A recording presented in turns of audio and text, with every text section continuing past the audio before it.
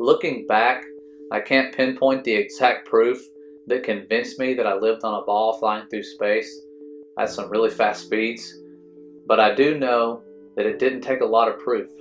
This was before the internet, before we could actually investigate. We were all very young, and after all, why would they lie to us about something that seems so innocent and beautiful as the blue marble that we had seen so many times in animations with globes, the very first blue marble that we saw taken from the Apollo missions? It's just so spectacular. Why would they lie and produce fake images of this thing? And that is perhaps one of the most important things to understand is why, but I'm not going to get into that. Many of you have been asking for proof, and I'm going to show you what I have seen and what many others have seen that lets us know we were given a false reality.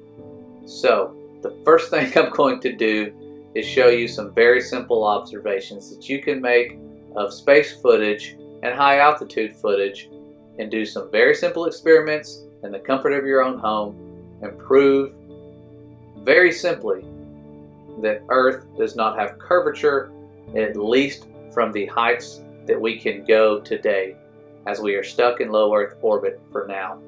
So here are some pictures of the curve as seen from the ISS, or a lack of curve depending on the time that you take the screenshots during these videos of these alleged spacewalks. And here is a video of that curve, and you can watch it change. I have not altered this video in any way. This is SpaceX footage, but you can see a curved line go flat and then bend perfectly in the other direction.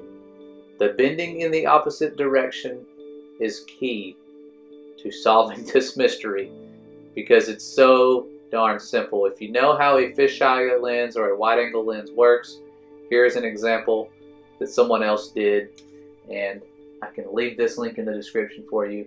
But you can see how that straight line bends in both directions, and it will also go back to being flat. But if you take a curved line and do this yourself and try to make it bend like the space footage that you are seeing with an existing curve, it will not bend in the opposite direction on the outer edges, just like it does in the space footage. That is only possible with a flat horizon. You can do this yourself, repeat it over and over. Don't get mad at us if you can't do what you see in the space footage with a curved line. I couldn't do it. Blew my mind that it's that simple. And that's just one of many proofs. The next proof is going to come in the amount of missing curve that we have in many images as the conditions are right, because there is a reason we cannot see Mount Everest from the United States, and it has nothing to do with curvature, because there's a reason we can't see very far, and that reason is known as atmosphere. If you've ever been somewhere where there are distant mountain ranges, you'll always notice that the ones that are closer to you have more detail.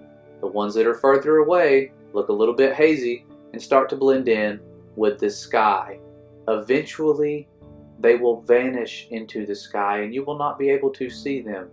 As you can see here, when I pan up above the tower, it looks like you're looking at the sky. You can't tell that's a mountain unless you have a frame of reference, something to compare it to, like the actual sky behind it.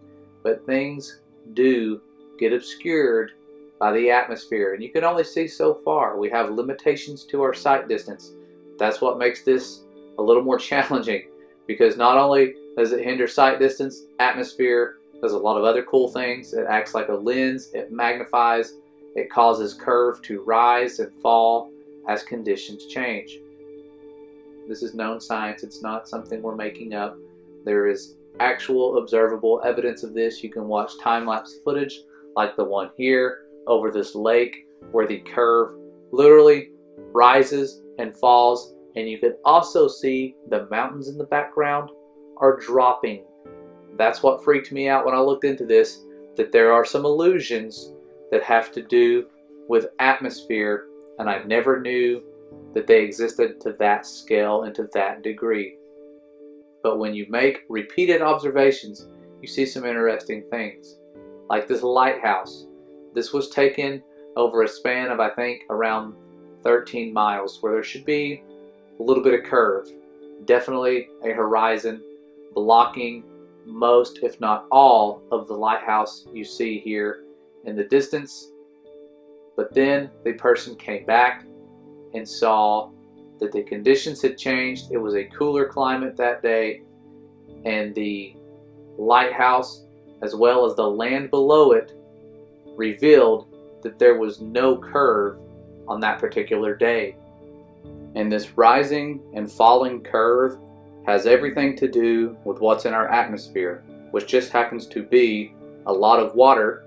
Well, sometimes it's a lot of water, but as you can see, when that water decreases, the magnification properties of the atmosphere also decrease. So there's some experiments you all can do that I'm going to share that I have done and many others have done, but the one you're seeing here was done by someone else over a flat surface, and they used a magnifying lens to see if they could replicate what we see when there's a lot of moisture in the air.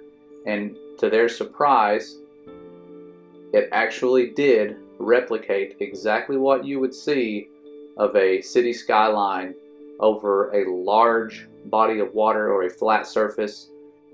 And this property of our atmosphere, along with perspective, is why the sun will set as it circles above. That's one of the things that a lot of you ask, why can't you just zoom back in on the sun with your zoom cameras? And that's a really good question. But if you look here, you will see that the sun will set, and if you zoom in as far as you want with any zoom camera, you will not be able to bring back what has vanished and has a vanishing point. The light will also be filtered out. This is why it starts getting dark when the sun gets too far away. It's because light is filtered out through the atmosphere and the water in the atmosphere. You can go scuba diving if you don't believe me. The deeper you go, the darker it gets.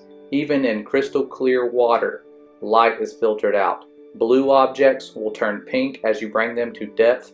That's why the skyline or the horizon turns pink most often when there is a sunset with a lot of moisture present. You will see that pink horizon. It's beautiful, and it has to do with light being filtered out. So it's one of those properties of our atmosphere and perspective that make things seem like the sun is going beyond a curve, when in reality the great light, or the greater light to rule the day, is just circling above the earth. And you can see it circling above because some of you say it would be daylight all the time if that was the case. And there are places on earth where that is the case, where the sun just circles above you and you can see it as it goes around and above the earth.